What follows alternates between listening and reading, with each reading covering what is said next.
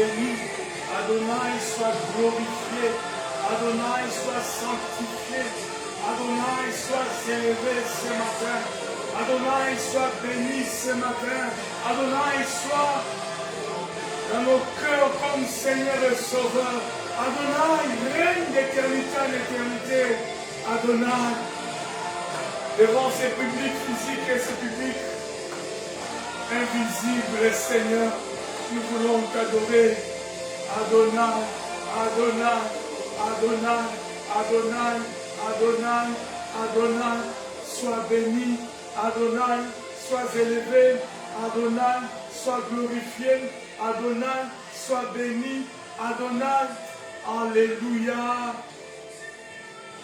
Sakaraba shekendo samama babako toskeskanda bababa.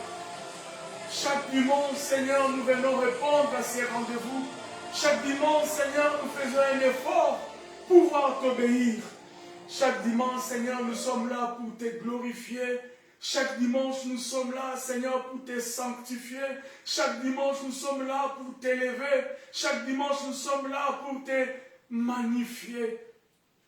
Nous ne sommes pas, Seigneur, dignes, mais nous faisons un effort, Jésus, de répondre à ces rendez-vous, de répondre, Seigneur, à tes conditions, de répondre fidèlement, Seigneur, à ces moments. Semaine après semaine, mois après mois, année après année, Jésus, nous sommes là, nous comptons sur toi, nous nous appuyons sur toi, nous espérons en toi, nous savons qu'un jour, Seigneur, arrivera, et les choses ne seront plus les mêmes, où notre vie ne sera plus la même, où nos circonstances ne resteront plus pareilles. Oh Adonai, Adonai, Adonai, Adonai, sois loué en ces dimanches dominicales, sois loué en ces premiers dimanches du mois d'août, sois loué en ces dimanches, Seigneur, sois loué, sois béni, sois exalté, sois magnifié. Merci pour ces cultes, merci pour ces moments dans ta présence. Merci Jésus. Adonai, nous te recommandons ces cultes. Adonai, nous te recommandons la parole. Adonai, nous recommandons tout ce qui nous suivent en direct. Adonai, nous te recommandons ce qui nous suivra en différé. Adonai, nous te recommandons ceux qui viendront par la suite. Adonai, nous te recommandons ceux qui se serviront de ces moyens de la technologie pour évangéliser, c'est-à-dire transmettre aux uns et aux autres ces cultes. Adonai, merci pour ce matin. Merci pour ces jours. Dans le nom de Jésus-Christ. Ainsi nous avons prié. Merci Jésus. Merci Jésus. Ecclésiaste chapitre 9 et verset 4 nous dit ceci. Pour tous ceux qui vivent, il y a de l'espérance. Et même un chien vivant vaut mieux qu'un lion mort. Ecclésiaste, chapitre 9, verset 4. Pour ceux qui vivent, il y a de l'espérance. Et même un chien vivant vaut mieux qu'un lion mort. Pour tous ceux qui vivent, il y a de l'espérance. Je vous parle à vous qui me suivez. Je me parle à moi-même. Je nous parle à nous qui sommes ici en présentiel. Pour ceux qui vivent, il y a de l'espérance. Cet homme qui s'appelle Salomon, qui est à la base, qui est l'auteur de ces livres, a vécu après le roi David. Il a connu la gloire, le succès, la sagesse, les femmes. Il a connu tout ce qu'un homme ici-bas peut connaître. C'est celui qui nous prodigue ses conseils en disant, pour ceux qui vivent, il y a de l'espérance. Je parle à toi, Israël, parce que tu es vivant, pardon, il y a de l'espérance. Je parle à toi, Linda Singa, parce que tu es vivante, il y a de l'espérance. Je parle à toi, Charlotte. Je parle à toi, Macuel. Je parle à toi, Gomez. Je parle à toi, Alix. Je parle à toi, ambassadeur d'élite. Je parle à toi. Encore et encore. Je parle à toi, Soraya. Je parle à toi, Talita. Je parle à toi. Je parle à toi, Olivier. Je parle à nous tous ce matin parce que nous sommes vivants. Il y a de l'espérance. Peu importe l'environnement dans lequel nous sommes. Peu importe le vécu quotidien que nous avons. Peu importe l'état de notre santé ou même l'état de notre morale, même spirituel aussi. Il y a de l'espérance. Un chien vivant vaut mieux qu'un lion mort.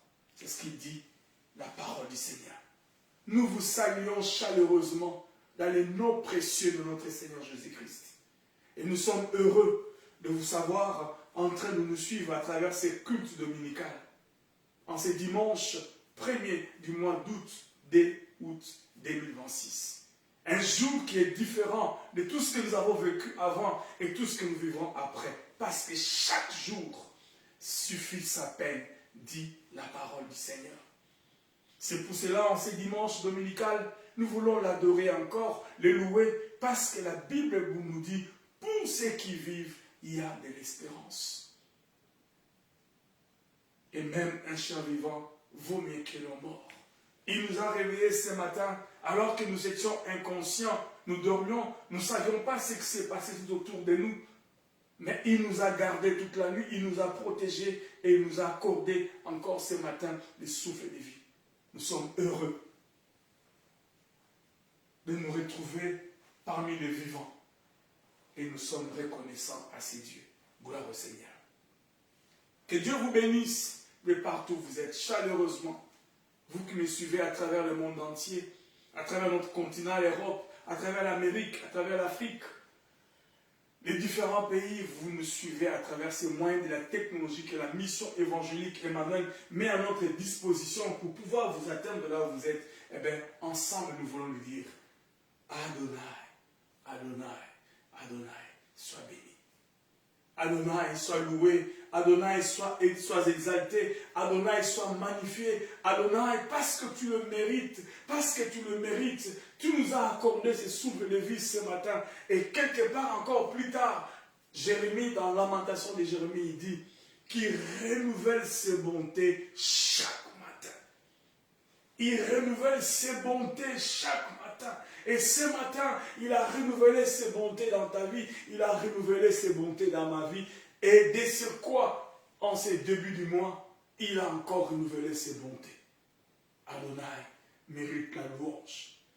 Adonai mérite l'élévation. Adonai mérite la grandeur.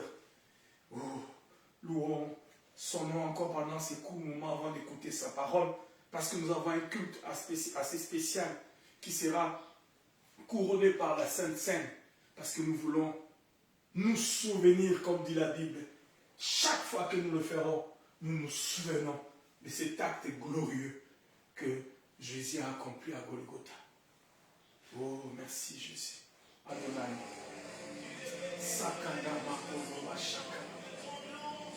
Que ton nom soit glorifié, que ton nom soit sanctifié, que ton nom soit magnifié, Adonai. Que ton nom soit élevé ce matin, que ton nom soit Riskata maskaba baba baba. Sakandos kono muskala bashak. Dieu, de l'Orient jusqu'à l'Occident, du nord au sud, de l'est à l'ouest. Adonai. Skata maskendo skanda maskala basheke baba. Rikos keskando skanda baba. De janvier jusqu'au mois de juillet. Du mois d'août jusqu'au mois de décembre, ton nom est Adonai. Ton nom est Adonai. Asko, skemana, kana, maka, toske, skabababa. Riskotoske, manaske, neme, koro, bashanda, bababa. Rikoske, skandos, kara, bashanda, bababa. Tonoi, Adonai.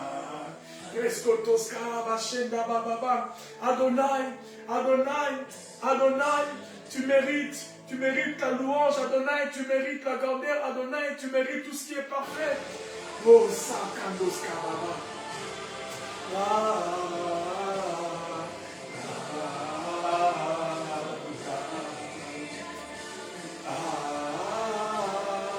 Adonai, Adonai, Adonai. Moskapakatos Kenina. Adonai, le Dieu tout-puissant. Adonai, le Dieu éternel, Adonai, le Dieu vivant, Adonai, le Dieu saint, Adonai, le Dieu puissant, Adonai, le Dieu éternel. Seigneur, nous t'adorons ce matin, Seigneur, nous te louons ce matin, Seigneur, nous t'exaltons ce matin. Alléluia. Chaque jour, Seigneur, j'apprends à t'aimer encore. Chaque jour, j'apprends à t'adorer, Seigneur. Chaque jour, j'apprends à te servir. Chaque jour, Seigneur, ça fait maintenant, oh Jésus, 33 ans que je fais la même chose. Ça fait 33 ans que je fais la même chose, Seigneur. T'adorer et te servir et te louer, c'est ma passion. T'adorer et te louer et te servir, c'est mon but. T'adorer et te louer et te servir, c'est mon idéal. T'adorer et te servir, Seigneur, c'est l'objectif pour lequel j'ai été envoyé ici-bas. Apprends-moi à t'aimer chaque jour, apprends-moi à te louer chaque jour, apprends-moi à être reconnaissant du souffle de vie que tu m'accordes. Adonai, Skamamajeba, Moskendo, Skalaba, Shakababa. Je voulais te recommander ces moments de la parole. Je voulais te recommander cet instrument inutile. Je voudrais te recommander ces instants, Adonai. Je voudrais que tu prennes le contrôle. Je voudrais que tu diriges toutes choses. Je voudrais que tu corriges là où il y a à corriger. Je voudrais que tu dresses là où il y a à redresser. Je voudrais que tu m'arrêtes si je vais rajouter à ta parole. Ne permets pas que je rajoute, Seigneur, quelque chose à ta parole. Ne permets pas que je retranche quelque chose à ta parole. Père, Seigneur, parle par moi, parle par moi, parle par moi. Je ne veux pas rajouter, je ne veux pas retrancher, mais je vais être une bouche. Tout simplement une bouche. Parce qu'il a dit, qui es-tu? Lorsqu'on a posé la question à Jean, il a dit, je ne suis que la voix. Et c'est lui. Je suis Jésus, c'est la voix. Juste la voix, sers-toi de mes cordes vocales, sers-toi, Seigneur, de mon corps, sers-toi de mes lèvres impures, sers-toi, Jésus, de cet instrument que je suis, inutile devant toi. Risco, mos, escamos, kimanama, rikemanos, ketabakara, bashenda, risco, bakatama, koskega, rikeske, noskemanama, shandama, skebababa, rikoske, skandababa, Adonai, Adonai. Adonai, Sakando Moskara Bashenda Bababa, un chien vivant vaut mieux que le mort. Adonai, Sakando Skemanas Kamaya Bababa, nous te recommandons ces cultes, nous te recommandons ces moments, nous te recommandons ces instants, nous te recommandons, Seigneur. Je ne suis qu'un instrument inutile, je ne suis qu'un instrument inutile. Je ne suis qu'un instrument inutile. Je ne suis qu'un instrument inutile. Le message est plus grand, Seigneur, que moi, un instrument. Le messager n'est pas plus grand que le message. Raskotoske mana baba baba. Raskotoska baba baba. Adonai, sois béni. Sakandoske menas karabashanda. Alléluia. Parle-nous ce matin, Seigneur. Un parcours de 33 ans avec toi, Seigneur. J'ai connu le haut, Seigneur, mais j'ai connu aussi le bas. Mais tu ne m'as jamais abandonné. Même lorsque j'étais le plus bas, le plus bas, le plus bas, le plus bas, encore le plus bas de ma vie, Seigneur. Ta main et ton amour n'a cessé de s'adresser à moi pour me sauver. Reçois la louange ce matin, Adonai. Reçois la grandeur ce matin, Adonai. Reçois la majesté ce matin, Adonai. Tu n'as cessé de m'aimer, Seigneur. Tu n'as cessé, même lorsque j'étais trop loin de toi. Lorsque même j'ai pavané dans le péché de ce monde, Seigneur. Tu ne m'as pas abandonné. Ce matin, sois loué, Adonai. Ce matin, sois glorifié, Adonai. Nous te recommandons ces cultes, nous te recommandons la parole, nous te recommandons ces mois d'août, nous te recommandons, Seigneur Jésus, Israël. Alléluia, le Dieu qui nous guérit de toutes nos maladies. Reskotomos kanda bakaraba sheke nos kamana babakaraba sheke bababa. Rikos keskandas katos kondo maskaba shenda bababa.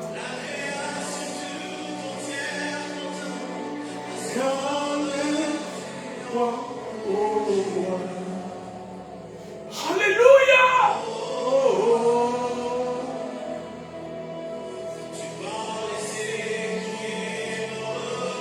Merci Jésus, merci Jésus. Alléluia.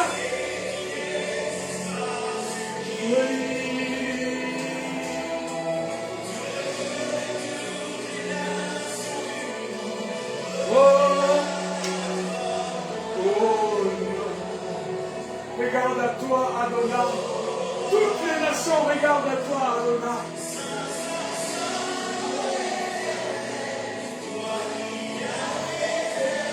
Saint, Saint, Saint, Saint est l'Éternel. Saint, Saint, Saint, Saint, Saint, Saint, Saint, Saint, Saint, Saint, Saint, Saint est l'Éternel. Saint est mon Dieu, Saint est mon Dieu.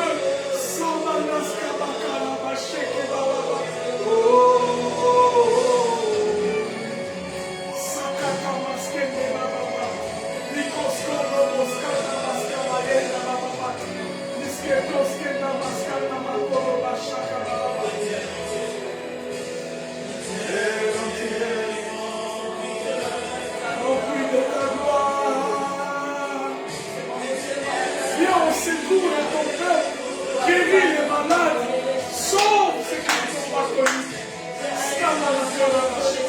Viens au secours de ton peuple, baptise de l'esprit, c'est qui en ont besoin.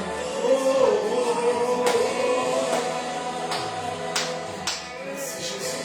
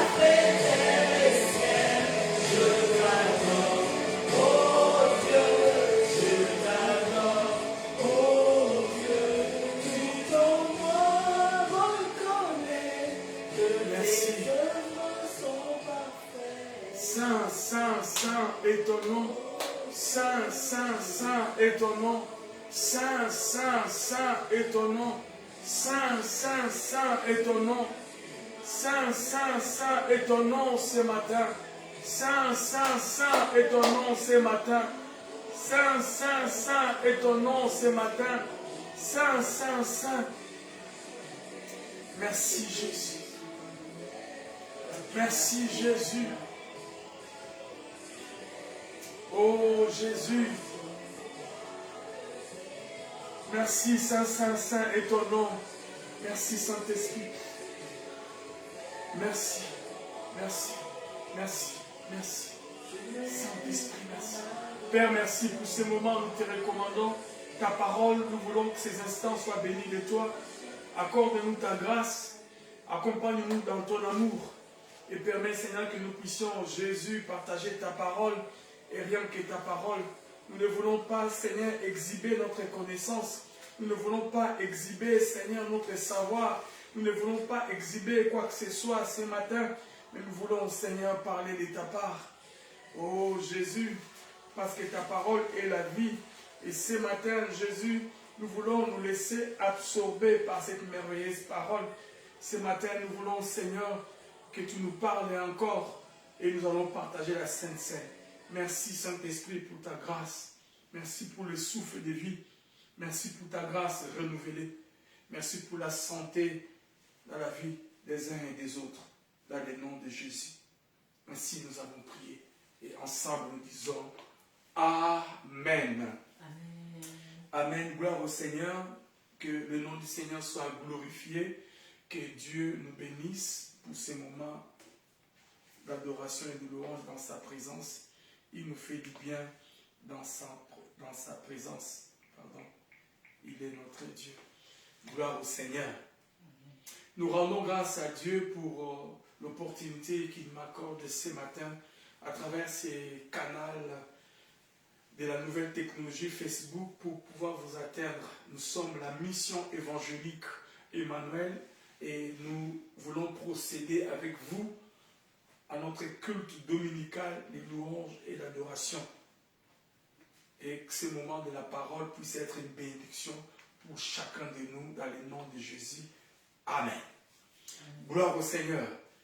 Vous allez remarquer que ce matin, nous allons commencer un nouveau thème ou un nouveau sous-thème, comme vous voulez, parce que le grand thème de l'année, c'est une année de l'Alliance 2026, année de l'Alliance de l'Éternel.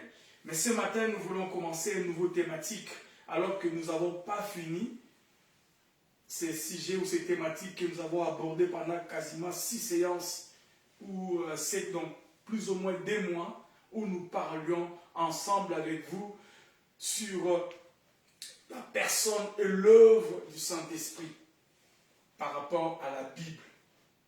Et ce matin, le Seigneur nous a mis à cœur de considérer une autre thématique que nous allons ensemble avec vous développer. Et ce thème de ce matin ou de ces périodes que nous allons entamer, c'est le mystère de la piété. Notre thème, c'est le mystère de la piété. C'est la première partie aujourd'hui. Mystère de la piété. Lorsque nous voyons le mot mystère, les gens peut-être paniquent. Peut-être nous tremblons. Pourquoi mystère? Qu'est-ce qu'il veut dire cet homme? Pourquoi il veut tout mystifier? Ce n'est pas moi. J'ai emprunté juste ces mots dans la Bible. De la bouche de l'apôtre Paul lorsqu'il s'adressait à Timothée. Et c'est là où nous piochons la pensée et nous allons essayer de cogiter avec vous sur ça. Nous sommes dans 2 Timothée, que dis-je? 1 Timothée, pardon, chapitre 3. Premier épître de Paul à Timothée, chapitre 3, à partir du premier verset jusqu'au verset, à partir du verset 14 jusqu'au verset 16. Donc, je disais, épître de Paul à Timothée, premier épître de Paul à Timothée, chapitre 3. Merci. Le verset 14 jusqu'au verset 16. C'est là où nous avons pioché notre thème que nous allons développer pendant quelques séances, selon que l'Esprit va nous conduire. Le mystère de la piété. Le mystère de la piété. Apôtre Paul s'adresse à Timothée en disant ceci, au chapitre 3e de son premier épître, verset 14, « Je t'écris ces choses avec l'espérance d'aller bientôt vers toi, mais afin que tu saches pour le but, afin, c'est par rapport à un but, par rapport à un objectif, afin que tu saches, si je tarde, comment il faut se conduire dans la maison de Dieu, qui est l'église du Dieu vivant, la colonne et l'appui de la vérité. Apôtre Paul dit, j'ai envie de venir, j'espère arriver vers toi. Cependant, pour une raison, pour une autre, je peux retarder mon voyage ou je peux être empêché de répondre à ces rendez-vous.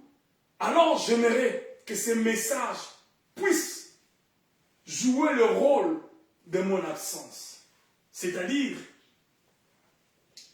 la manière dont tu dois te tenir à l'église. Pourquoi? Parce que l'église du Dieu vivant, la colonne et l'appui de la vérité. Comment nous pouvons nous conduire dans la maison de Dieu? Les commentateurs disent que les épîtres de Paul à Timothée, ce sont des épîtres pastorales. Et nous allons voir ça tantôt. Parce qu'il s'est adressé à un pasteur comme il s'adressait à moi aujourd'hui. Donc ce message, peut-être, ne s'adresse pas à toi, mais s'adresse à moi-même. Gloire au Seigneur. Il dit, l'église de Dieu vivant, la maison de Dieu qui est l'église du Dieu vivant, la colonne et l'appui de la vérité. Et sans contredit, les mystères de la piété est grand. Il dit sans contredit. Apôtre Paul n'a pas peur d'être contredit par qui que ce soit. Il émet cette idée, son discours est éloquent. Il est sûr de ce qu'il est en train d'avancer comme argument. Il dit, et sans contredire, le mystère de la piété est grand. C'est pour ça que nous avons intitulé notre thème, le mystère de la piété. On pouvait dire encore, le mystère de la piété est grand. Je peux encore rajouter ça comme ça. Exactement comme Paul l'a dit. Il dit, c'est lui qui a été manifesté en chair, justifié par l'Esprit, vu des anges, prêché aux gentils, cru dans le monde, élevé dans la gloire. Donc le mystère de la piété, c'est comme si c'était une personne ou c'est une réalité, on va voir pendant notre voyage. En chair justifiée par l'Esprit, vu des anges, prêché aux gentils. Et le monde croyait en cela. Et il a été élevé dans la gloire. Et ce mystère est grand, disait Paul à Timothée. Et nous verrons un deuxième texte un peu plus tard qui est attaché toujours à la piété. Cependant, bien-aimés dans le Seigneur, pour introduire, lorsque nous faisons allusion à Timothée, Timothée fut un disciple de Paul. Et plus tard, il est devenu l'église, le pasteur de l'église d'Éphèse. Parce qu'ici, apôtre Paul s'adresse à Timothée personnellement, mais Timothée est le pasteur ou le responsable de l'église d'Éphèse. L'église d'Éphèse fut une grande église de l'époque en Asie mineure, qui a été bâtie par apôtre Paul. Apôtre Paul qui a été le fondateur de cette église. Mais plus tard, comme nous venons de le remarquer, il a donné à Timothée la responsabilité. Les commentateurs disent que Timothée, lorsqu'il était encore compagnon de Paul dans ses différents voyages, il pouvait avoir entre 18 et 20 ans. Il était dans cette fourchette, il était trop jeune lorsqu'il était à côté de Paul. Mais lorsqu'il est devenu pasteur d'Éphèse, il pouvait avoir entre 30 et 40 ans. Parce que pour les Juifs ou à cette époque, pour commencer les sacerdoces, il fallait avoir 30 ans, minimum. Donc 30 ans était comme un âge assez petit par rapport aux vieux qui avaient 70 et plus.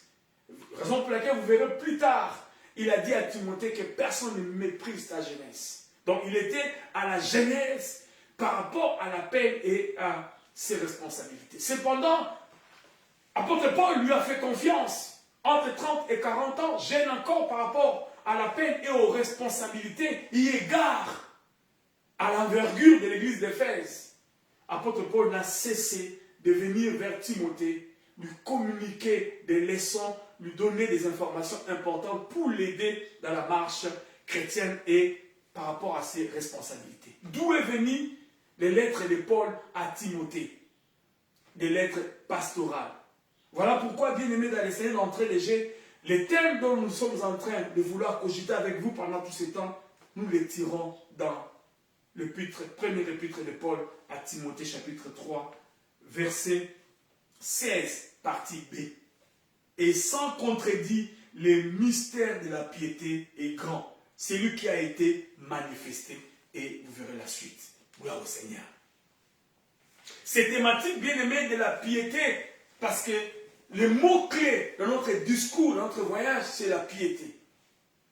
Donc le mot piété ou ces thématiques de la piété renvoient directement à la dévotion, si nous devons aller à la source. Et nous avons consulté aussi d'autres moyens de la nouvelle technologie pour avoir plus d'informations. La piété renvoie à la dévotion, au respect des devoirs envers Dieu. Donc lorsqu'on parle de la piété, on fait allusion à la dévotion, au respect.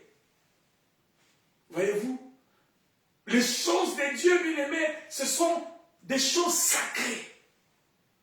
Nous devons avoir la dévotion, le respect à ces choses. Nous devons trembler devant ce qui appartient au Seigneur. Donc, c'est cela, le respect au devoir envers Dieu et à la vie spirituelle. Donc, le respect des devoirs envers Dieu et à la vie spirituelle. Pas par un simple rituel religieux. La piété n'est pas un rituel religieux où dans les églises on doit faire ceci ou cela pour apparaître, s'habiller d'une façon ou d'une autre pour apparaître, faire ceci ou cela pour apparaître. Faux encore et usage des faux. Selon la Bible, la piété en grec, qui veut dire esbeia, je ne connais pas le grec, passez-moi l'expression, esbeia, comme on l'écrit, est un attachement. Donc, nous avons essayé de définir la piété de manière générale, mais selon la Bible, la piété est un attachement profond du cœur. La piété est un attachement profond, émané du cœur. Un respect et une dévotion active, comme on l'avait dit, envers Dieu. Donc, un attachement du cœur. Et c'est traduit par une relation filiale vivante. La piété s'est traduite par une relation vivante, d'obéissance. Une relation filiale d'obéissance vivante au commandement divin. Et par ricochet, exprimé par un comportement juste au quotidien. La piété s'exprime par un comportement juste au quotidien, associé à l'amour pour Dieu et la charité envers les uns et les autres. Parce que Dieu dit, premier commandement, aimer Dieu de tout ton cœur, de toutes tes forces, etc. Et le second, aimer ton prochain comme toi-même. Donc une vie pieuse, une piété biblique, une piété authentique s'extériorise par une vie d'amour envers Dieu et envers son prochain. Comment peux-tu prouver que tu aimes Dieu lorsque pour toi, aller à l'église, pour toi, faire les choses pour Dieu est un corvée? Faire des choses pour Dieu, c'est comme si on doit te pousser. Après, tu dis que tu aimes Dieu. Ça revient à toi d'être conscient de ce que tu es, de ce que tu fais. Et aussi, comment peux-tu prouver que tu aimes Dieu si tu es un homme, une femme qui n'aime pas son prochain? Et ça, c'est aussi un autre thème, l'amour du prochain, etc. On n'en parle pas, on essaie de survoler pour donner l'ensemble des idées. Voyez-vous, bien-aimés, une vie pieuse, une piété, et cet attachement émanant du cœur sincère envers Dieu,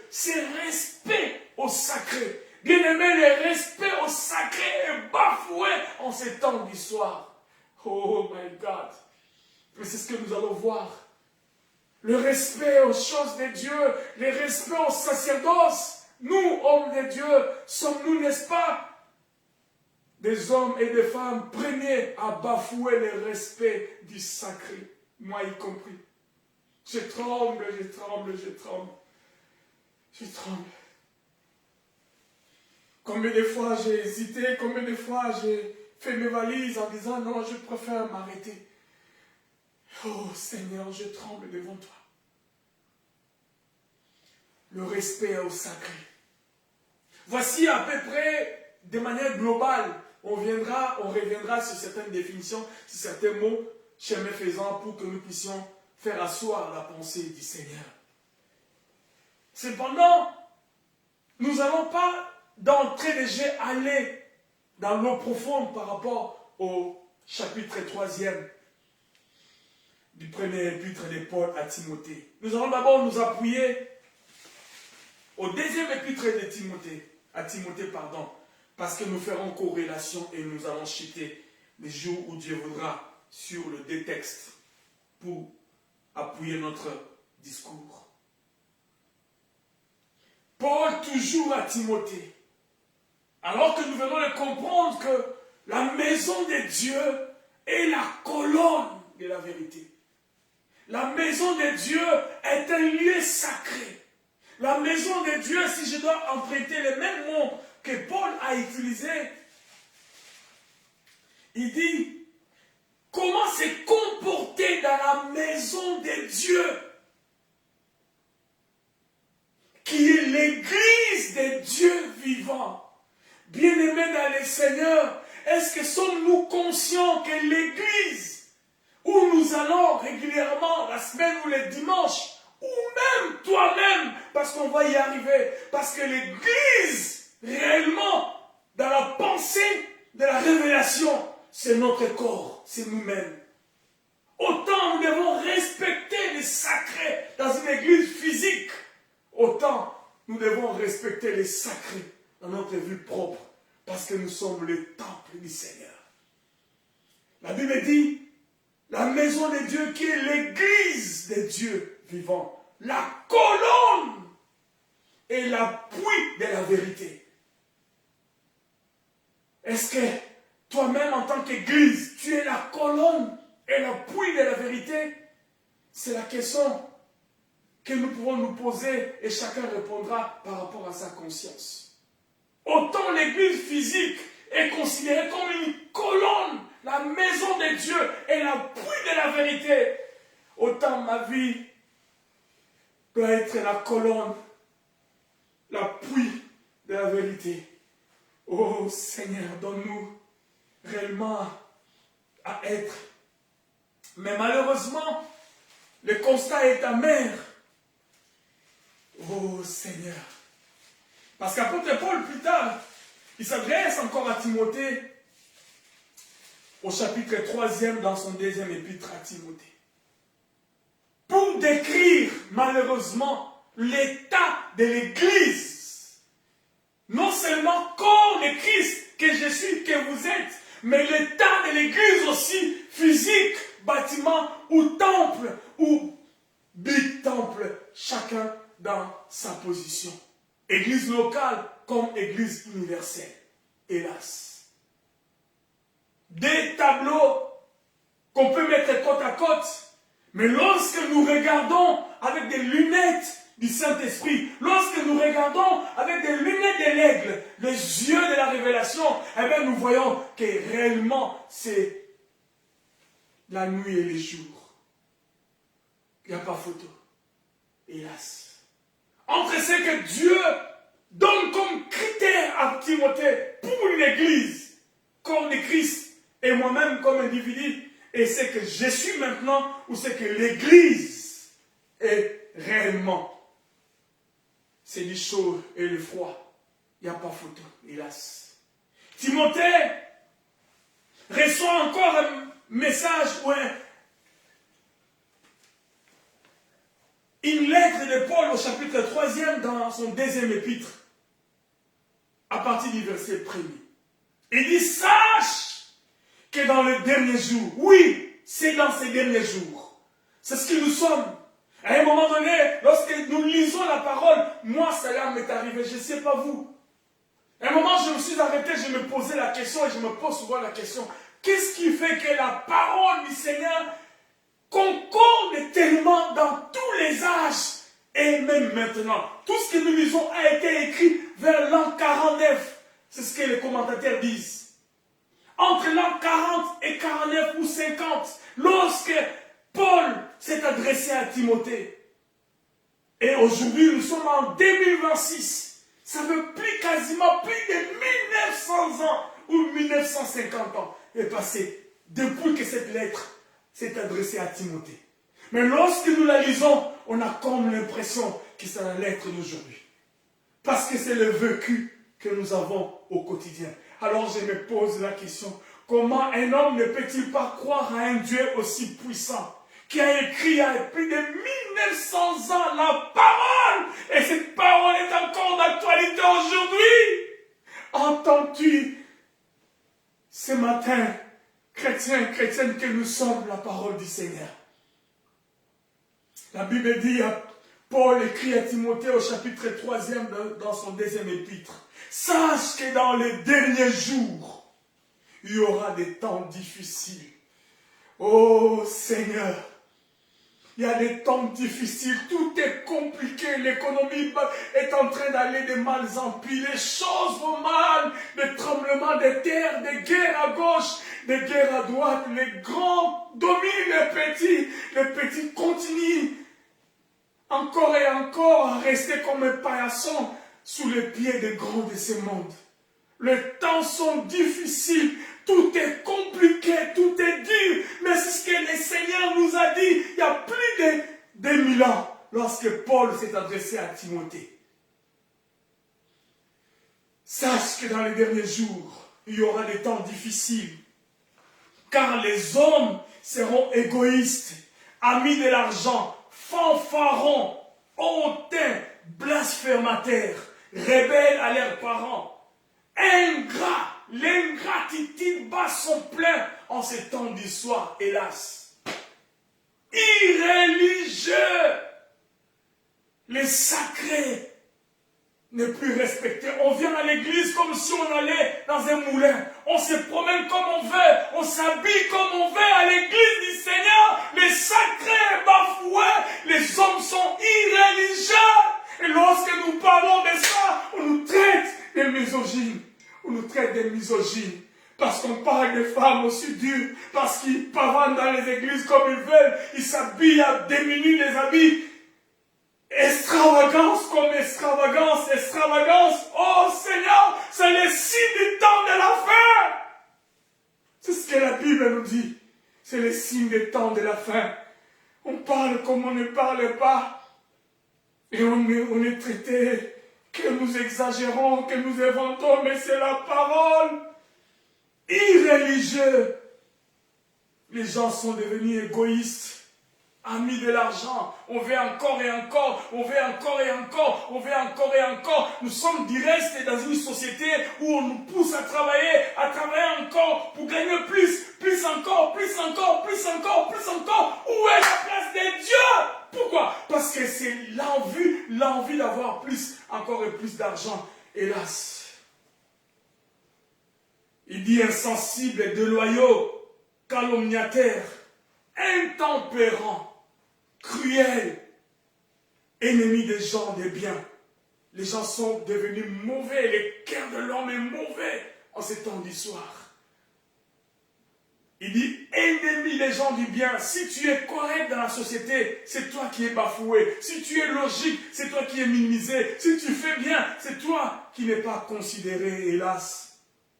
Il dit, traître, waouh, emporté, enflé d'orgueil, aimant le plaisir plus que Dieu. Bien-aimé, c'est la parole.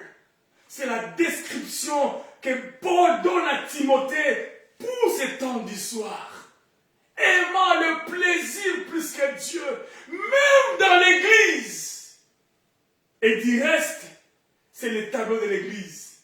On pense danser pour le Seigneur, mais on se donne le plaisir parce qu'on se souvient d'abord de toute la vie de la boîte. Il n'y a pas de sacré. Sainteté à son nom dans son temple. Sainteté à son nom dans sa maison. Mais hélas, aimant le plaisir plus que Dieu, ayant l'apparence de la piété. C'est le verset 5 de notre discours. Il dit, ayant l'apparence de la piété, mais régnant ce qui en fait la force. Paul dit à Timothée, éloigne-toi de ces hommes-là. Hélas. Paul, tu es méchant? Paul, tu n'aimes pas les gens? Paul, il dit, éloigne-toi de ces gens-là. Peut-être c'est fort ces discours, mais c'est la vérité. Reste dans ton coin. Fréquente de moins en moins ces milieux.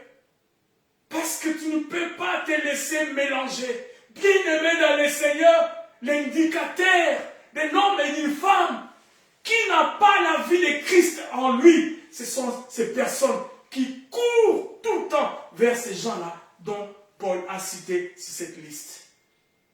Après, ils vont justifier, non, c'est mes collègues de travail, non, c'est mes collègues de classe, non, c'est la vie, je suis encore jeune, je dois faire ma vie, c'est normal, c'est la vie. On n'en a qu'une seule, oui, vous n'en avez qu'une seule. Faites ce que vous voulez. Tant pis pour vous. C'est ce que la Bible dit. Faites ce que vous voulez, vous n'en avez qu'une, d'accord. Falsifiez cette vie. Détruisez cette vie. Bon entendeur, salut, comme on dit. Et Paul dit, éloignez-vous de ces gens-là. Éloignez-vous. Éloignez-vous de ces gens-là. Paul, tu es dur, Paul. Pourtant, c'est la parole. Et de telles paroles, les gens ne veulent pas qu'on la lise. On préfère lire la parole qui dira, tu seras béni, alléluia. Tu vas voyager, alléluia. Tu seras délivré, alléluia. Tu vas te marier, alléluia. Éloigne-toi du péché. Non, c'est pasteur exagère. Arrête. Tu exagères dans ta façon de te faire ta beauté. Il y a des femmes qui se décorent de manière exagérée. Mon Dieu, pour quel but tu le fais? Parce que quand tu arrives à la maison où il y a ton mari, tu vas dans la douche pour défaire tout ce que tu as. Ah, tu ne l'as pas fait pour ton mari alors. Tu l'as fait pour qu'on te voie à l'extérieur. Aimant le plaisir plus que Dieu. Chercher à plaire aux hommes qu'à plaire à Dieu. Cependant, la Bible dit, ton mari, c'est celui pour qui tu lui dois des révérences et tous les désirs. Parce que la Bible dit, les désirs de la femme se porteront vers son mari. Et si ton désir se porte vers l'extérieur, vers les gens du dehors, il y a un souci. C'est pas moi, c'est la Bible. Oh Seigneur. C'est dur encore cette parole de ce matin. C'est dur encore cette parole de ce matin, hélas. Mais c'est la parole du Seigneur. Et la Bible continue au verset 6. Il en est parmi eux qui s'introduisent dans les maisons et qui captivent des femmes d'un esprit faible et borneux, chargés de péchés, agités par des passions et de toute espèce. C'est ce que nous voyons aujourd'hui. Des pasteurs qui lavent les femmes. Oh Seigneur Jésus. Des prophètes et des hommes de Dieu qui se prennent de maison en maison pour des prophéties qui divisent des familles, qui divisent des couples, qui cherchent à attirer les femmes vers eux, etc. Comme au temps de Samuel. Il dit, des femmes esprits faibles, péchés agités par des passions de toute espèce, apprenant toujours et ne pouvant jamais arriver à la connaissance de la vérité. Il dit de même que Jeannès et Jambres s'opposèrent à Moïse, de même ces hommes s'opposent à la vérité. étant corrompus, d'entendre, réprouvent ce qui concerne la foi. Mais ils ne feront pas de plus grands progrès, car leur folie sera manifeste pour tous, comme le fut celle de ces deux hommes. Dieu le met à nu et à découvert année après année. Ces hommes-là que nous avons connus. Des hommes-là qui ont bouleversé le monde. Qui sont devenus-ils aujourd'hui? Hélas. Oh Seigneur, je ne suis qu'à l'introduction. Oh Seigneur, ta parole. Paul utilise souvent, lorsque nous lisons ces textes et ces paroles ou ces livres, Paul utilise souvent les contrastes. Dans ses discours, dans ses courriers, dans ses lettres, il y a les contrastes. Le contraste, c'est quoi? C'est l'opposition entre deux choses. Le contraste, c'est l'opposition entre deux choses. Entre des idées ou des éléments dont la différence fait ressortir mutuellement leurs caractéristiques. Paul, dans ses discours, dans tout ce qui est en train de s'adresser à Timothée, il présente des tableaux dont la différence sont à nu et à découvert. Nous voyons réellement les écarts. Cependant, les hommes et femmes, comme aveuglés, suivent toujours la mauvaise voie comme des moutons, hélas. Cependant, Paul les dit et il déclare ces contrastes, nous voyons, bien-aimés, encore aujourd'hui, en ces temps d'histoire. Et pourquoi il le fait ainsi? Pourquoi il met côte à côte des images, côte à côte des tableaux? Il met les événements, il les met ensemble. Ce n'est pas pour les empiler, non. Il le fait pour mettre en évidence un attribut ou la nature de chaque chose ou de chaque personne. Lorsque Paul met côte à côte entre le vrai et le faux, pour que nous faisons ressortir avec lui la différence ou la nature de chaque événement ou de chaque personne. Et c'est ce qu'il est en train de présenter dans ses tableaux, dans tous ses discours à Timothée. Il n'est pas méchant, Paul. Il veut tout simplement nous apprendre. Et aujourd'hui, bien aimé, lorsque nous lisons la parole, comme je disais au début, je tremble, je me dis, mais Paul, qu'est-ce qui se passe? Comment savait-il que ces choses allaient se passer en ces temps où nous sommes? Le Saint-Esprit connaît la fin avant le commencement. Dieu connaît la fin avant le commencement. Raison pour laquelle, bien aimé, lorsque Dieu nous parle par sa parole, appuyons-nous sur ces vérités. Parce qu'il connaît la fin avant le commencement. Il sait ce qui va se passer dans les moindres détails du début jusqu'à la fin. Raison pour laquelle on l'appelle Alpha et Oméga. Oh Seigneur, je tremble devant toi. Lorsque nous lisons dans Sémer, le verset 5, il dit certes, ça c'est Sémer qui le dit, lorsque nous ayant l'apparence de la piété, mais régnant ce qui en fait la force. Ici, le mot-clé, c'est l'apparence. Paul a décrit les caractéristiques des personnes, mais ces personnes-là, malheureusement, se sont infiltrés dans l'église. Parce qu'ils ont donné une autre apparence. Et on les a acceptés pensant qu'ils sont des nôtres. Cependant, ils puent l'odeur du péché et de l'enfer. C'est ce que la Bible dit. Et ces mères nous disent ici, certes, ils resteront attachés aux pratiques extérieures de la religion. Ces gens-là, certes, ils vont être attachés aux pratiques extérieures de la religion. Ils vont essayer de chanter à la chorale. Ils vont prêcher la parole comme moi. Essayez aussi de me sonder, peut-être je suis parmi eux. Ils vont peut-être donner les dîmes et les offrandes. Mais c'est de l'apparence qu'il fait. Il dit certes, ils resteront attachés aux pratiques extérieures de la religion. Parce que c'est l'extérieur qu'on peut falsifier. Mais l'intérieur, on ne peut pas le falsifier. L'intérieur, c'est le caractère, c'est le fruit du Saint-Esprit. On le verra, peut-être pas aujourd'hui, on le verra pendant notre voyage. Mais l'extérieur, c'est le miracle, c'est le prodige, c'est l'impossible, c'est la gloire. Ça, on peut falsifier. Il y a les vrais, c'est vrai, mais il y a aussi les faux. Et on peut falsifier. C'est pour cela qu'ils ont la capacité de falsifier l'extérieur en donnant l'impression qu'ils sont des chrétiens. Mais ils sont infiltrés, des loups ravisseurs, des lions avec la peau de l'agneau. Oui, certes, ils resteront attachés aux pratiques extérieures de la religion. Mais en réalité, ils ne voudront rien savoir de ce qui en fait la force. Lorsque vous parlez du Saint-Esprit et d'une vie de sainteté, lorsque vous parlez de la transformation intérieure, lorsque vous parlez réellement des fruits de l'Esprit, ils trouvent les esquisses. Parce que c'est le Saint-Esprit qui procède en nous cette régénération, la transformation intérieure. Bien-aimés dans le Seigneur, ce qui fait la force des chrétiens, ce n'est pas l'extérieur. Parce que la Bible dit que les faibles disent « je suis fort ».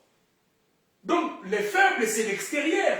On peut te voir faible, on peut te voir malade, on peut te voir, je ne sais pas, pauvre. C'est ce que la Bible nous dit. Oui, on te voit malade, on te voit pauvre, on te voit faible. Mais Dieu dit que le faible dit, je suis fort.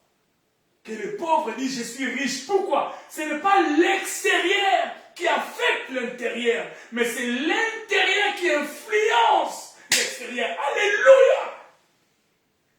Et l'intérieur, c'est le Saint-Esprit enfoui en nous qui opère de manière extraordinaire et l'extérieur va changer. Comme au commencement lorsque le monde était informe et vide. Exactement, c'est ce qu'il fait encore. Tu es informe et vide. Tu n'as pas l'impression d'avoir un avenir. Tu as l'impression de ne pas avoir une solution par rapport à ton problème, ou la guérison par rapport à ta maladie, ou la réalisation de tes projets. C'est l'extérieur. Bien-aimés, les réalités, les apparences sont affectées par la vérité qui est la parole. Mais le contraire, c'est impossible. On ne peut pas falsifier la parole. C'est ce que la Bible nous dit. Donc, certes, ils resteront attachés aux pratiques extérieures de la religion, mais en réalité, ils ne voudront rien savoir de ce qui en fait la force. L'apôtre Paul dit, détourne-toi de ces gens-là. Détourne-toi. Le Saint-Esprit est le sceau de l'Alliance. Lorsque j'ai lu dans Parole de vie, la version Parole de vie nous dit ceci, ils feront semblant. Là, il dit, ils resteront attachés. Dans Louis II, il dit, ayant l'apparence. Donc, avoir l'apparence, faire semblant, s'attacher. C'est ce que les commentateurs, dans certaines versions, sont en train de l'expliquer. Ils feront semblant d'être fidèles à Dieu. Mais en réalité, ils rejetteront la puissance de la foi. Tournez les dos à ces gens-là. Parole de vie. Apôtre Paul.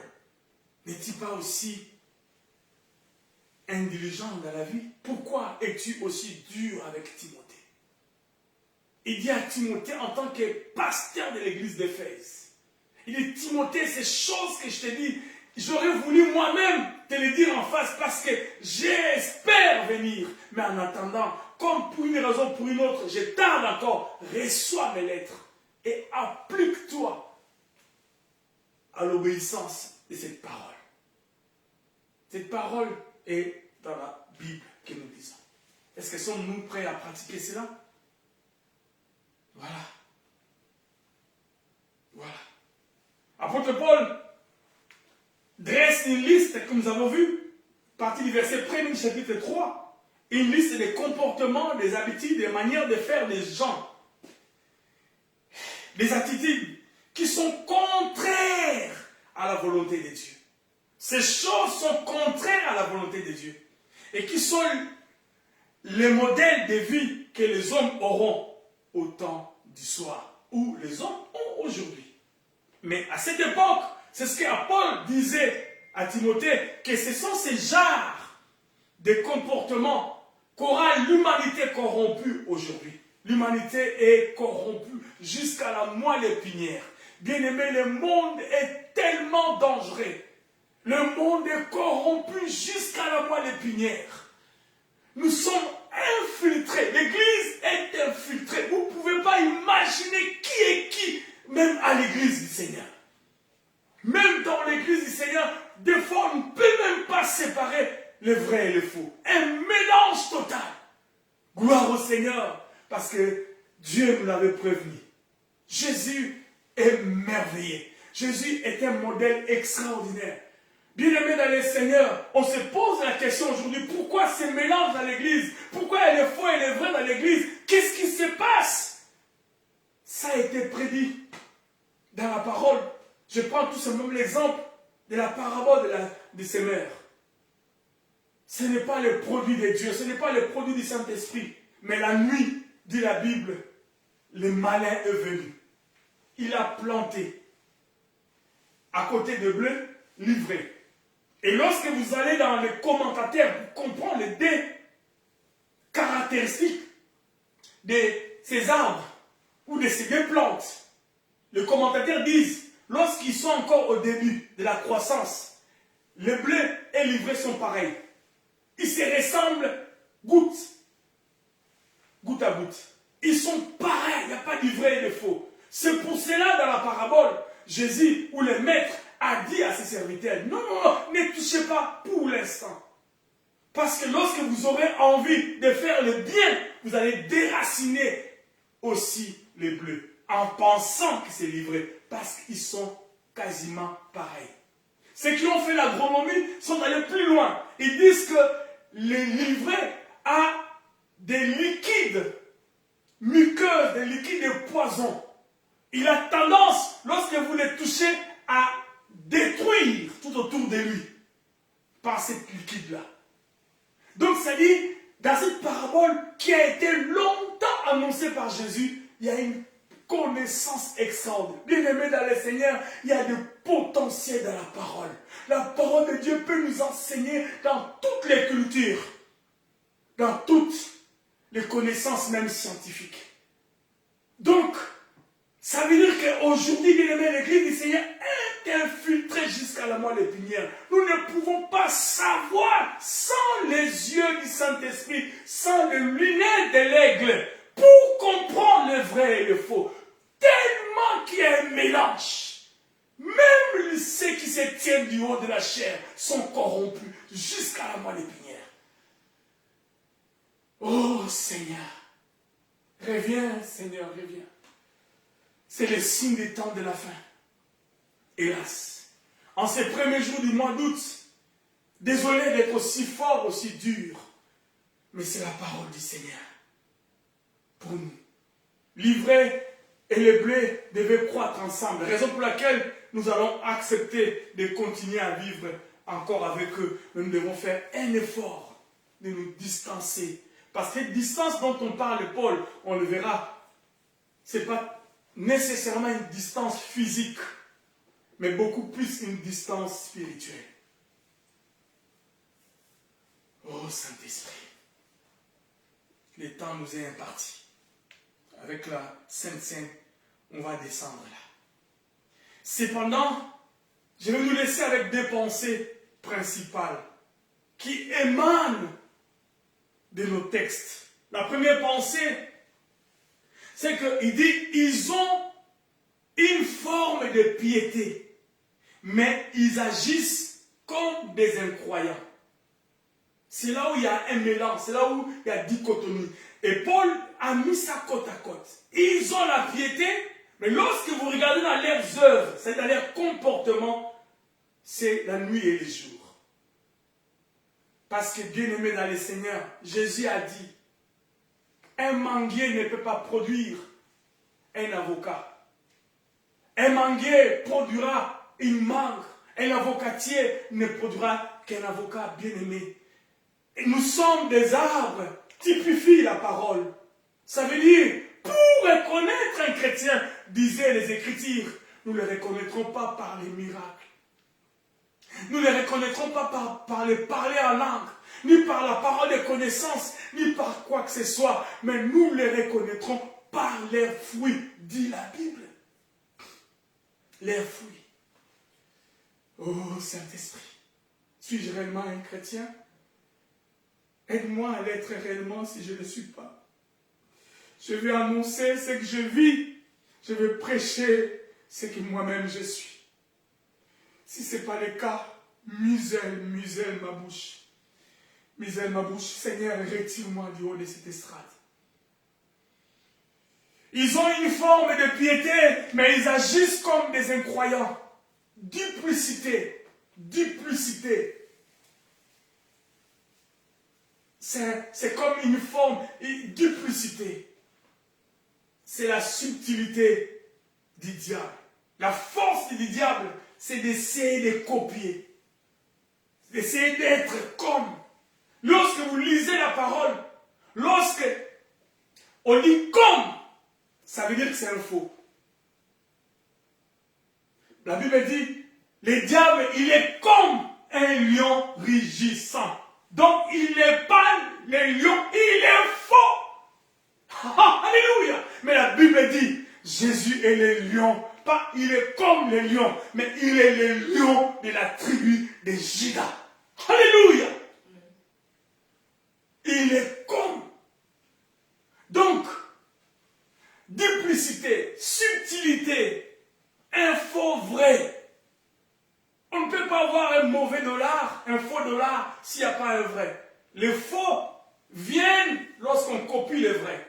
C'est pour cela, bien aimé dans le Seigneur, ceux qui sont faux, c'est parce qu'il y a eu un vrai. Donc ça veut dire, là où il y a un mélange, un toiboyou, sachez-le, il y aura toujours, et alors toujours un vrai.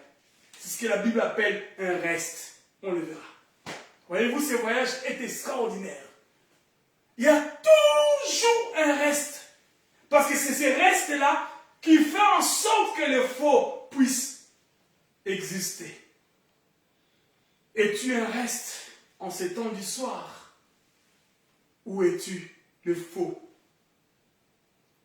Un faux, l'église des dieux vivants, la colonne et l'appui de la vérité est infiltrée, comme disais-je tantôt, jusqu'à la moelle épinière. En ces temps derniers, hélas.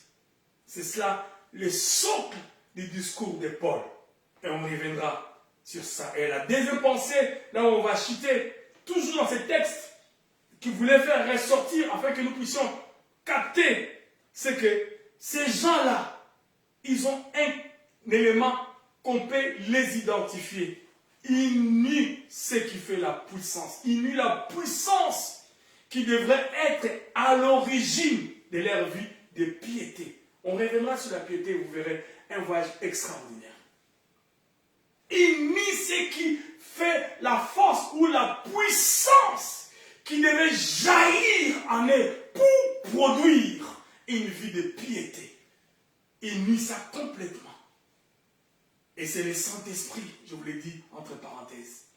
Donc, ce sont ces hommes et femmes dont la Bible parle. Ils blasphèment le Saint-Esprit. En piétinant au sol les mystères de la piété. C'est quoi le mystère de la piété? Et on le verra.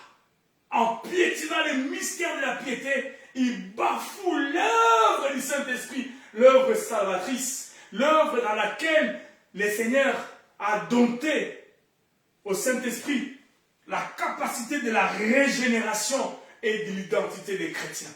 Et de produire, comme Galates 5:22 nous dit, le fruit du Saint-Esprit qui est notre caractéristique et qui est notre identité.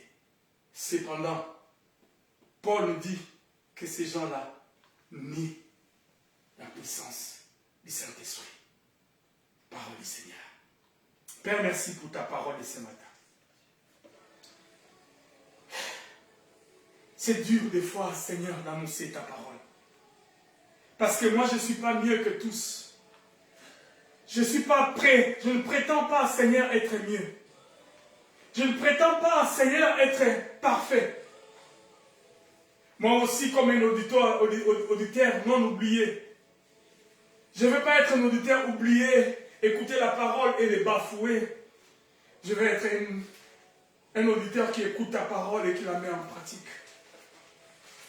Ces temps de confusion, ces temps, oh Jésus, où le mal est appelé bien, le bien est appelé mal, où il y a un mélange total, et ces temps, malheureusement, s'est infiltré même dans l'église du Seigneur. Paul dit à Timothée, pasteur de l'église d'Éphèse, fais très attention. Fais très très attention. Seigneur, merci pour ta parole. Sanctifie ta parole dans nos cœurs et fais-nous du bien. Et que cette parole corrige, édifie, encadre, fortifie quelqu'un dans les noms puissants et glorieux de Jésus, notre Seigneur et Sauveur. Merci Jésus. La Bible nous dit dans Luc chapitre 22, verset 7, le jour de pain sans levain où l'on devait immoler la Pâque arriva. Et Jésus envoya Pierre et Jean en disant, allez nous préparer la Pâque afin que nous la mangeons. J'ai fait une lecture kangourou en disant au verset 15, oh Seigneur, non, je prends le verset 14, c'est intéressant. Toujours de Luc, chapitre 22. À l'air étant venu, il s'est mis à table et les apôtres avec lui. Jésus, au jour de sa chair, a respecté la Pâque. Jésus, au jour de sa chair, il a cherché à manger la Pâque avec ses disciples. Jésus, au jour de sa chair, il a participé à la Pâque. Pourquoi? Parce que la Pâque est sacrée. Et la Pâque est typifiée par ces symboles que nous allons devoir partager ce matin ou en ce début d'après-midi. Pour bénir ce mois d'août et le reste de l'année, pourquoi pas. Et l'air étant venu, il s'est mis à table et les apôtres avec lui. 15, il leur dit, j'ai désiré vivement. Jésus a désiré vivement au jour de sa chair de participer à la Sainte Seine. Il dit, j'ai désiré vivement manger cette Pâque avec vous avant de souffrir. Oh Seigneur, est-ce que nous désirons vivement ce matin de participer à la table du Seigneur? Est-ce que nous désirons vivement réellement? Lorsque nous désirons, nous devons aussi être dignes de cette table. Dignes de cette table. Parce que lorsque nous mangeons la Pâque ou lorsque nous mangeons la Sainte Seine, indignement, nous nous exposons à la malédiction, dit la parole. 1 Corinthiens chapitre 11, ça veut dire quoi? Paul, apôtre Paul, Jésus est mort à 33 ans et demi. Et plus tard, je ne sais pas, l'an 40, l'an 50, Paul s'adresse aux Corinthiens, je n'ai pas eu le temps de regarder la date. Donc quelques années plus tard, il a rencontré le Seigneur. Et par révélation, il nous relate dans 1 Corinthiens chapitre 11, verset 23, tout ce que Jésus avait discouru les jours de la Pâque avant de passer à la croix. Vous savez, Paul n'avait pas connu Jésus au jour de sa chair, mais il était doué, fort, parce qu'il connaissait la loi de Moïse. Mais il dit, au chapitre 11 de 1 Corinthiens, verset 23, « Car je reçus du Seigneur ce que je vous ai enseigné. » Il a reçu du Seigneur Jésus-Christ par révélation. Il n'a pas reçu une formation physique ayant à côté de Jésus, mais Jésus s'est révélé en lui. C'est pour cela, même lorsque nous lisons Timothée, ce qu'il a reçu du Seigneur, c'est la parole du Seigneur. Il dit, car j'ai reçu du Seigneur, ce que je vous ai enseigné, c'est que Jésus, le Seigneur Jésus, dans la nuit où il fut livré, prit du pain. Et après avoir rendu grâce, le romput et dit, ceci est mon corps qui est rompu pour vous. Faites ceci en mémoire de moi. Saint-Esprit, merci. Merci pour ces moments solennels où nous voulons participer à la table du Seigneur. Bien-aimés dans le Seigneur, nous voulons poser un acte sacré. Nous voulons poser un acte béni. La Bible dit, car je reçus du Seigneur, disait Paul aux Corinthiens. Ce que je vous ai enseigné, c'est que le Seigneur Jésus-Christ, dans la nuit où il fut livré, prit du pain et après avoir rendu grâce, les romput et dit, ceci est mon corps qui est rompu pour vous, faites ceci en mémoire de moi. Et de même, après avoir soupé, il prit la coupe et dit, cette coupe est la nouvelle alliance en mon sang, faites ceci en mémoire de moi toutes les fois que vous en boirez. Ô Seigneur, Seigneur, nous faisons qu'obéir à ta parole. Une fois de plus encore, ce matin, nous nous exposons à ta parole et nous voulons l'obéir. Nous te bénissons pour les pains, ou pour ces pains qui est le symbole de ton corps brisé pour nous, et aussi de la parole qui nous vivifie. Nous te prions aussi, Seigneur, pour cette coupe qui est le symbole de ton sang, le sang de la nouvelle alliance, qui a été répandu à la croix et plus tard dans les tabernacles célestes, pour nous justifier devant le Père. Ce sont des symboles, mais qui typifient l'œuvre de la rédemption, l'œuvre par laquelle nous avons la régénération, l'œuvre par laquelle nous avons la restauration, la guérison, en passant à ceux qui sont malades, hospitalisés, qu'ils soient guéris. Parce que cette œuvre fut accomplie totalement. Merci Jésus pour les pains. Merci Jésus pour la coupe. Nous voulons obéir à ta volonté. Merci Jésus.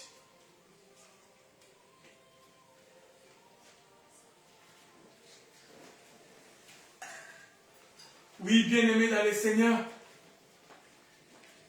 son corps qui a été brisé pour nous, son sang qui fut répandu pour nous purifier de tout mal, pour nous sanctifier. Merci Jésus. Oh, Adonai. Nous te recommandons nos dîmes et nos offrandes. Nous te prions, Seigneur, de bénir la main qui va se glisser dans les paniers. Nous te recommandons, Seigneur, nos bien-aimés qui vont participer à l'avancement de cette œuvre en distanciel. Mais que tu le bénisses aussi, dans le nom de Jésus. Père, nous sommes reconnaissants pour ces cultes. Nous sommes reconnaissants pour ce moment, alors que nous sommes à la fin. Nous te disons merci, Seigneur, pour avoir été avec nous. Sanctifie ta parole au milieu de nous, Seigneur. Et fais-nous du bien, Seigneur, parce que le mystère de la piété est grand. Et à l'apparence, mais négligence c'est qui fait la force. Nous ne voulons pas être des hommes apparemment pieux. Nous ne voulons pas être des hommes et des femmes qui falsifient la piété. Nous ne voulons pas être des hommes et des femmes qui copions la piété de ce monde. Nous ne voulons pas, Seigneur, être des hommes et des femmes qui trichons sur cette notion de la piété. Parce que la piété est un attachement profond du cœur, un respect et une dévotion active envers toi, Dieu. Donne-nous la force de l'être en ces mois d'août, et jusqu'à la fin de l'année. Dans le nom de Jésus. Ainsi nous avons prié et ensemble nous disons Amen. Amen, amen, amen, amen, amen. Gloire au Seigneur pour sa parole et pour ces moments bénis. Comme on avait dit au départ, nous sommes la mission évangélique Emmanuel et nous nous assemblons autour de sa parole et autour de son nom pour nos cultes dominicales de louange et d'adoration chaque dimanche à partir de 11h30. Et notre chaîne YouTube va être alimentée après. Cependant, nous sommes connectés avec vous à travers notre page Facebook. Donc nous vous saluons chaleureusement, vous qui nous suivez à travers cette façade qui s'appelle Facebook. Que Dieu vous bénisse et un bon mois d'août à chacun de nous. Nous prions que que nous soyons réellement des hommes et des femmes qui ne faisons pas semblant, qui sont des vrais. Et on le verra le dimanche prochain. Gloire au Seigneur. Donc, nous avons un numéro par lequel vous pouvez nous joindre. C'est un numéro français, c'est plus 33 6 05 79 21 00. Un numéro par lequel vous pouvez nous appeler, vous pouvez nous corriger, pourquoi pas, nous conseiller, participer à l'avancement de cette œuvre, nous bénir, qui sait, si Dieu vous met à cœur. Que Dieu vous bénisse. Nous pouvons aussi prier pour vous, vous soutenir, vous accompagner spirituellement, si Dieu le permet, en distanciel comme en présentiel. Que Dieu vous bénisse abondamment. Nous allons nous tenir debout pour terminer ces cultes et nous présentons nos excuses pour ces 8 minutes dépassées où nous avons été malheureusement obligés à cause de la formée de ces cultes de cet avant-midi ou de cet après-midi selon l'heure à laquelle vous allez nous suivre. Adonai, nous te recommandons ce mois d'août. Nous déclenchons avec toi un protocole céleste en disant que ce mois d'août est un mois de restauration. C'est un mois de restauration.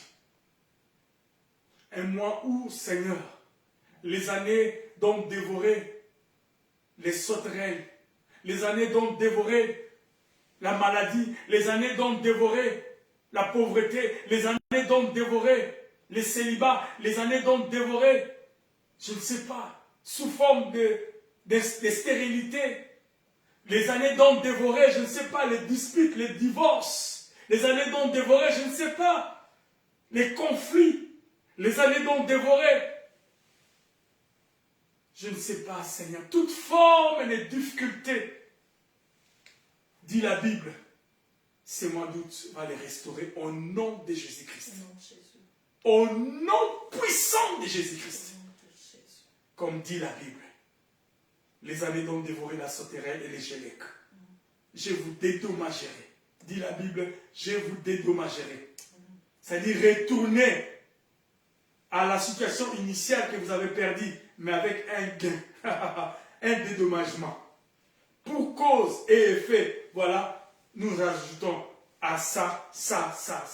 Gloire au Seigneur. Amen. Que toute la gloire te revienne dans le nom de Jésus. Ainsi nous avons prié et ensemble nous disons Amen. Amen. Que Dieu nous bénisse. Bye.